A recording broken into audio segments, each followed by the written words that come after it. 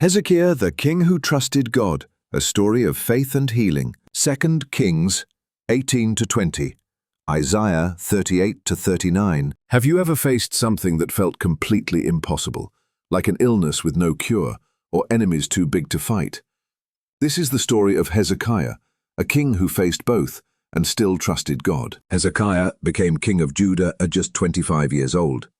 But unlike many kings before him, he had a heart that loved God.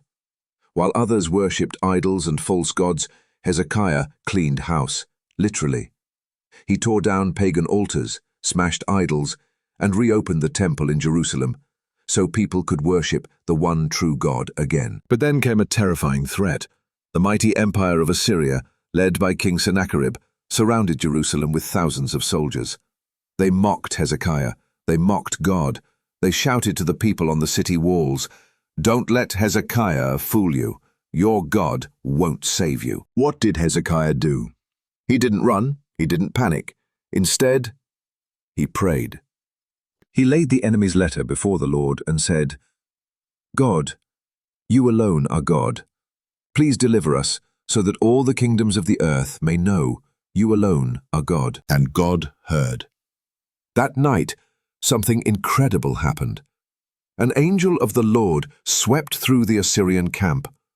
By morning, 185,000 enemy soldiers were gone. Sennacherib fled back home in defeat. But Hezekiah's toughest challenge wasn't on the battlefield, it was in his own body. One day, he became very sick. The prophet Isaiah told him, "Set your house in order, Hezekiah. You're going to die." Hezekiah turned his face to the wall and prayed, "God, remember how I've tried to live faithfully." And he wept. Before Isaiah even left the palace, God spoke. "Go back, tell Hezekiah I've heard his prayer, I've seen his tears, I will heal him, I will give him 15 more years to live." Later, envoys came from Babylon to visit the miracle king. Instead of pointing them to God, Hezekiah proudly showed off his wealth. God sent Isaiah again with a warning. "These visitors will one day take everything, even your descendants." Hezekiah was sorry, but the moment reminded him and reminds us, blessings are not for boasting, they are for glorifying God. King Hezekiah's life wasn't perfect. He made mistakes, but he trusted God in every season, in fear, in sickness, in victory, and God answered. When you trust God with your battles, He fights for you. When you trust Him with your life, He gives you peace.